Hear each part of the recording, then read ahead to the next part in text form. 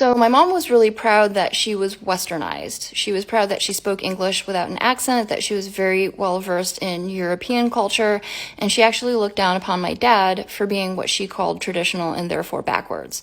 You know, one thing I've come to realize, if you listen to conversations that happen in Asian communities more, you would notice that there is still a lot of mental slavery going on there. As Hassan Minhaj said, white is hating people who look different from you. Asian is hating people who look exactly like you. The damage that colonization, we know it did to the brain of our people. Best believe it did it to them other people as well, is what I'm saying. Not just Asians. The other non-white people, it did it to them as well. Today's video, this sister from TikTok by the name Lynae Vanee made this video from, the video is kind of old, over a year ago. Hey y'all, what's up? I got a question and I hope I end up on the wrong side of TikTok. I mean, I guess not really the wrong side, but a different side that's gonna give me the right answer. Asian Americans, why y'all don't like us for real? And no, it's not all of y'all, but it's a lot. An Asian American lady actually responded to her video. But before we get to the Asian American lady's response, I want to first play her own video. You know, when they killed affirmative action, it was white Americans and Asian Americans on these apps celebrating and also complaining because they felt like there were too many African Americans getting into these Ivy League schools based off affirmative action when the majority minorities on these campuses be Asian and Asian Americans. Come on now. Let's not play. And then I just saw this video where the American Alliance for Equality, that is anti-affirmative action, make it make sense, which is composed of white Americans and Asian Americans, is now actively trying to sue private companies that support like black women in particular, which I find especially interesting, seeing as conservatives have historically fought for private companies to do what they want to do without government intervention or anybody telling them what to do with their money. And I could answer my own question with an analysis of the model minority complex and history tracking the relationships between Asian Americans and African Americans on the American history side. But I want to know, like, what goes on behind closed doors. Like, what did they tell y'all about us for y'all to dislike us so bad? We really be rocking with y'all, you know, complimenting you on your outfits, giving you props for your dance moves. I don't know, make sure the lights stay on at your mom and daddy laundromat, Chinese food shop, nail salon, if that's what your family on. I'm not saying that's all Asian people do, so don't get it twisted. I'm being for real. It's just a simple fact that they wouldn't let Asian Americans get business loans or properties in white neighborhoods and will only let y'all get business loans and properties in black neighborhoods, so we're y'all only patrons. So yes, I'd be grateful if an Asian or Asian American could stitch this and tell us what they be telling y'all at home that make y'all not like us so bad. Thanks! You know, this video was made 2 years ago, but it's still a relevant video even in 2025. Not to take attention away from the African American or Black American experience or anything, but even on the continent, we still have to deal with these people and their hates. Which begs the question for me personally, like, if you hate us so much, why are you here? If you don't close, I'm very like, oh, just leave it. I'm like, no, close it down. Yeah. You need to close. I'm not just, We have to deal with situation of them opening establishments and them not wanting us to come in, like, on the motherland, guys. Do you know we have a restaurant in Uganda, in Kwalolo, that does not allow blacks? This vitriol that they have for African people, black people, it's crazy because, like, we did literally nothing to these people. We have done nothing to these people, but they love these ones though, even though right? So anyways, I know some people will say, oh, it's what their parents told them. We all grew up with like several nonsense that were passed to us from our parents, right? But it gets to a point where you have to grow up, be an adult and be your own person and use your brain for a change. Maybe you can have that excuse in, like, I don't know, the 80s. Not that even in the 80s it's going to fly, because at the end of the day, but when it's like 2025 and you are still like that, you are still looking at another person and you hate them or you think they are beneath you because of the color of their skin. These people have not done anything to you. These people have not taken anything from you. Hell, you are probably the one who's even taking it from them. This person says, as a Filipino, white mixed person with Filipino/black mixed cousins, grandma treats them different. I wish I knew the why, but I don't talk to her anymore. This and tell us what they be telling y'all at home that make y'all not like us so bad? So you already know a lot of what my content covers, like racial triangulation, the model minority myth, Asian businesses in black neighborhoods, affirmative action, and so on. As for what I was told in the home behind closed doors when I was growing up, that's not the most fun trip down memory lane, but I always like to be honest about acknowledging anti-blackness among Asian Americans, especially when the call was coming from my own house, so here we go. I first became aware of my mom's anti-blackness when I started kindergarten, and it mostly centered around avoiding interactions with black people and not allowing me to be exposed to anything that she considered black culture. So if we were walking and she saw a black person, she would pull me closer to her. If we were in the car in a parking lot and saw a black person in the parking lot, she would make a point to lock the doors, and I wasn't allowed to listen to rap or Michael Jackson or Tina Turner. And she was hypocritical about that.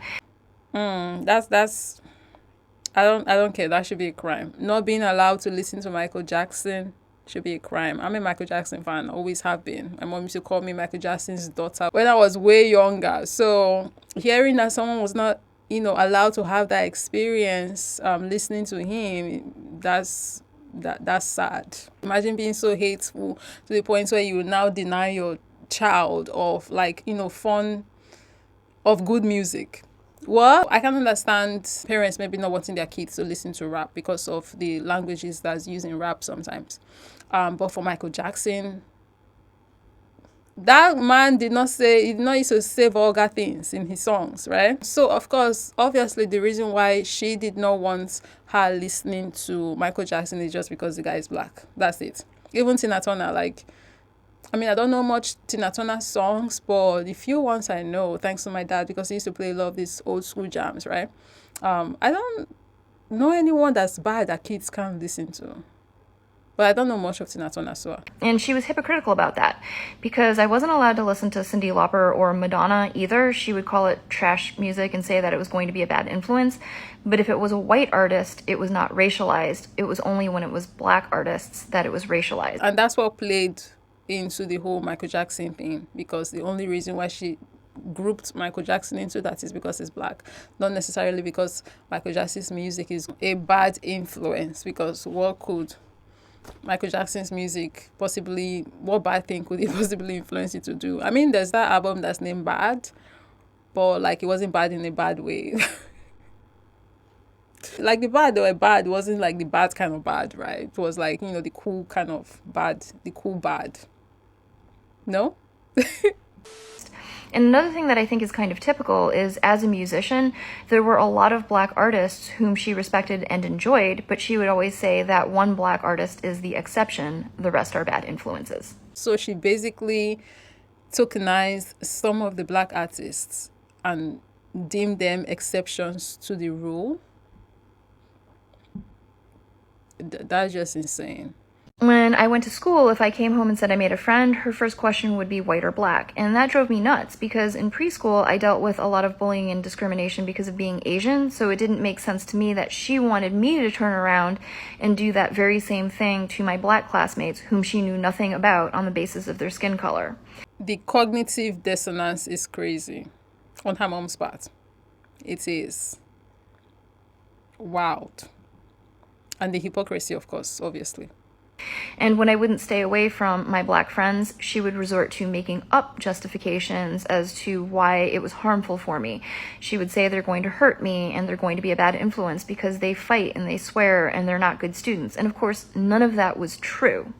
And in my household, it was not physically or emotionally safe to voice your opinions, but about that I would, because it literally angered me.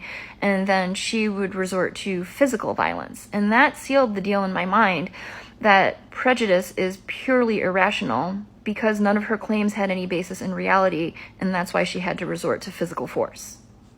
Unfortunately, I think that when parents resort to intimidation and violence to instill prejudice in their children, a lot of times it works. But I was very lucky because the principal of my elementary school was a black woman who implemented a program called Students Educating Each Other About Discrimination. And that wasn't centered on racial discrimination, it was about discrimination in general. But in that program, we learned to have discussions about discrimination and to identify it and disrupt it. which at that age just means if you witness discrimination, say it's discrimination and articulate how you know that it's discrimination. So from learning that very powerful tool at school, I was able to identify that what my mom was doing at home was wrong. Additionally, the principal was a Black woman, so I had a Black woman in a position of leadership as a role model.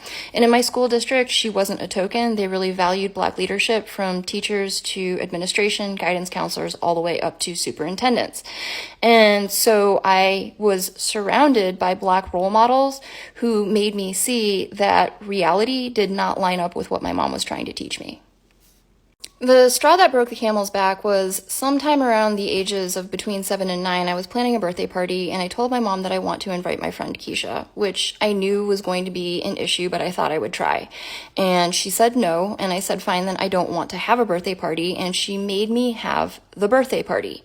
So now that felt like that's not only cruel to me, but that's cruel to my friend Keisha, whom you don't even know because you refused to meet her. Shortly after that, we were walking in the mall, and my mom did this thing that she often did, which is she sees Black people minding their own business, and under her breath, she mumbles a derogatory term in Chinese for Black people. And I remember I pulled back on her hand and faced her, and I said, they are not doing anything. You don't know them. The next time you do that, I am going to go up to them, and I'm going to tell them what you said. And believe it or not, the fear of exposure by me actually made her tone it down, and she stopped doing that in public. Wow, she definitely was one brave young lady growing up, because whew, how did she not end up scared of her mom? Like, even after the whole, her mom used violence, according to what she said, like, she still could stand up to her and even get to that point where she could make her mom scared.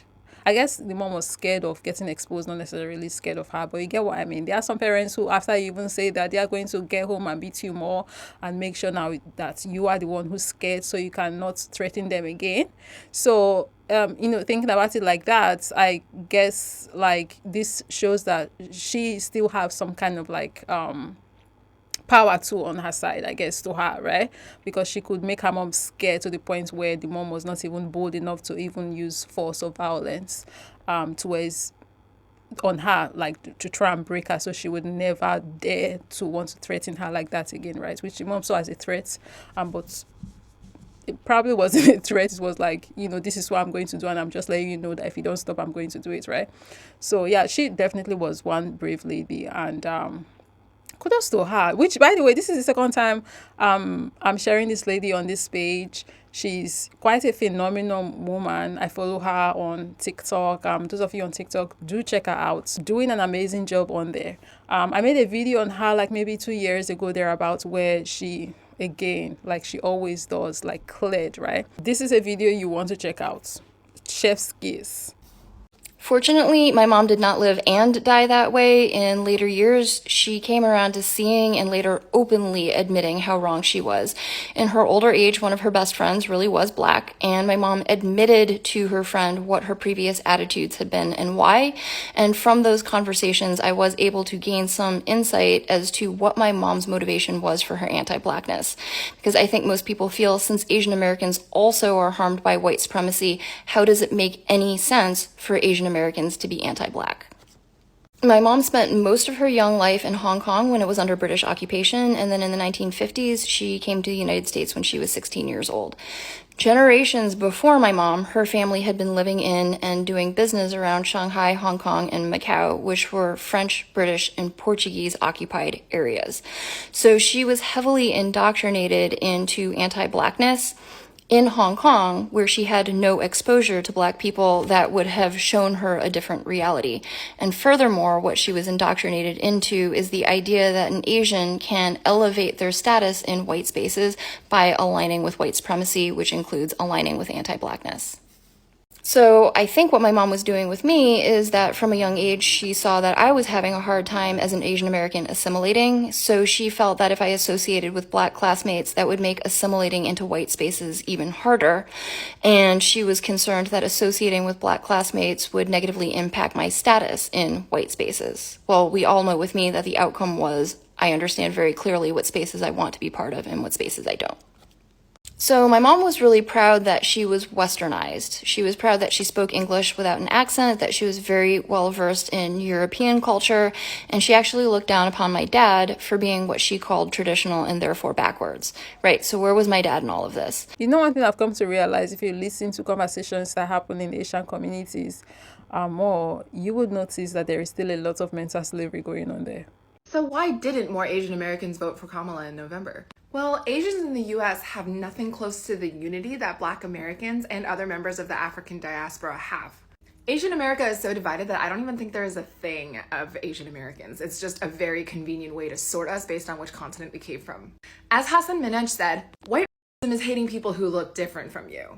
Asian is hating people who look exactly like you. Stop worshiping whiteness. It's bad for your health. In 2019, Singaporean psychologists asked Chinese undergrads to rank resumes. They discriminated against Malay applicants, were neutral toward Chinese, and discriminated in favor of whites. They call this Pinkerton syndrome, named after the white romantic lead in Madame Butterfly. In 2010, Filipino-American psychologist Dr. E.J.R. David studied colonial mentality in Pinoys. His results showed that 56% of Filipino-Americans associated positive traits with Americanness and negative traits with Pinoy identity, affecting their thoughts, emotions, and behaviors. We need to stop this dish. When we don't love ourselves, our communities suffer, whether Chinese Singaporeans elevating whites above themselves and others, or colonial propaganda infiltrating Pinoy consciousness. So how do we do it? It might sound super touchy-feely, but we need to love ourselves. We need to love people who remind us of our uncles and grandmas, cousins, siblings, and even ourselves. The alternative is depression, anxiety, and self-hatred. You know, as Black people, we focus on our issues, right? Which we should, actually. I would not even be here if it's not Black related. So, but, you know, to the point. The damage that colonization, we know it did to the brain of our people. Best believe it did it to them other people as well, is what I'm saying. Not just Asians. The other non-white people, it did it to them as well. Now, what I said applies to Asians, but let's be clear. We're not the only ones with internalized racism. Colorism, language discrimination, learned inferiority, these exist in every community. I'm on Twitter. I've seen the conversations. And that's basically what is reflected in this, you know, situation, what she's sharing with us. This woman had fell for the propaganda that white is right, all things white is great and forward and progressive, and what they should ascribe to, what you should want to be and associate with, to the point where even how on people's traditions and ways, you know, she looked down on them. She called it backward. She was proud she spoke English without an accent. Where have I heard that before? Where have I seen this phenomenon before? In my country. There are parents who go as far as even to take their kids to special schools and pay money so their kids can learn how to speak in a British accent, right? There are people who make jokes of, you know, other Africans, Nigerians, or other Nigerians rather, from like different ethnic groups because of how, you know, they sound, because of their languages, right? So they have an accent. We all have an accent. I have an accent, right? There are multiple accents in Nigeria. We all have people who will sell out their own, and we all have the chance to decolonize ourselves and connect with others doing the same work. Let's get free together. To an extent, like, while yes, we say, oh, you should know better, these people should know better. To be fair, there is a certain level of grace that I still want to give sometimes, because, like, at the end of the day, these people, like, they saw some things, they experienced some things, they went through some things that some of us cannot, you know, imagine, because we did not live through those times. So to some degree, I'm like, I understand, and it's sad, of course, what happened, because nobody should have to live like this. Nobody should have to live their lives thinking that they are less than any other person, that they are people's ways are less than, you know, some other groups of people's ways, that their culture is inferior and backwards, right? To the point where now they demean their own husbands and look down on them because, oh, you're not as classy as me. And classy in the sense is being less of who you are and more of who your oppressors are. Like, that's sad when you think about it like that. But the damage that they now do to other people in the bid of wanting to associate and be in community with their oppressors, basically, is what I would never have grace for. I can have grace for like the damage whatever they did to your own brain. I can be understanding there, but I cannot be understanding when you are causing another person harm in the bid to want to perpetuate your mental slavery. Like, no. Especially when you're doing to my people, just hell no, I can't. My dad grew up in Taiwan, where he had no exposure to Black people, but he also had very little exposure to Western media.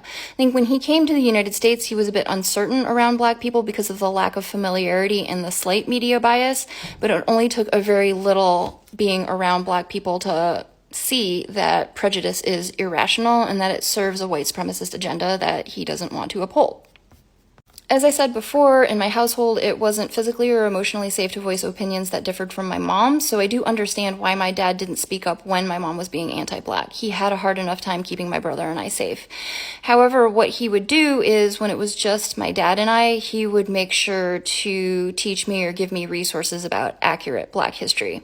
So, for example, a lot of my mom's rhetoric surrounded musicians. So my dad would teach me about Berry Gordy, Chuck Berry, Marian Anderson, Jesse Norman. If the claim was that Black people don't value education, he would tell me about Black scholars, academics, and scientists, and so on. So that, in a nutshell, is what I was told at home behind closed doors when I was growing up. Definitely a 7 minutes, 22 seconds video that was worth listening to.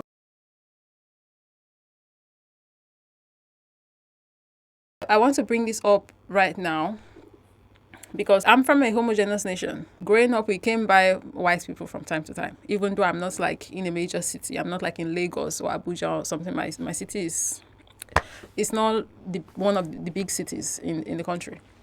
But even in our cities, we still come by foreigners. And there was never an issue. So this excuse that some people have sometimes of homogeneous, never saying, like, I don't buy it. Because if we who are from homogeneous nations don't act the same way to foreigners when we see them, what that means is there is something more that needs to be discussed. It's beyond seeing foreigner for the first time or not knowing how. I've never seen a situation where someone sees a white person for the first time and they just start running. Scared shitless. So I wanted to bring that up because, like, who knows, somebody might drop it in the comment section and I just want to say no, that's not an excuse. Anyways, I'm going to be leaving this here, opening the floor now so you can share with me your thoughts and opinions. Let's continue the conversation down below in the comment section. Thank you very much for watching, and of course, as always, I'll be catching you in the next one. Bye. A lot of our parents and our grandparents, they left countries that they were actively rebelling against. Like, you saw the protests in Hong Kong and South Korea very recently. There's a civil war that went on in Myanmar. Asians have plenty of revolutionary spirit. We have many times in our home countries told the man to suck it. But then we get here, there's this like worship of America because a lot of the immigrant generation doesn't know American history very well or was taught it, the propagandized version during their citizenship exam. So they don't know the history of how minorities, specifically Black and Indigenous people, were treated here. And they think that by supporting like a literal narcissist and being like the favorite child, supporting Trump means that he's not going to touch our community. Like, my parents will even look at Cantonese speaking or like lower income Chinese people and be like, oh, if they get deported, it still won't affect us. We are the same ethnicity. They will look at that and be like, oh, but like we got fancy graduate degrees and we got fancy office jobs, so they won't deport us. It's like a competition of pick-meism all the way up until you get to the level of Usha Vance or Mitch McConnell's Taiwanese wife, Elaine Chao.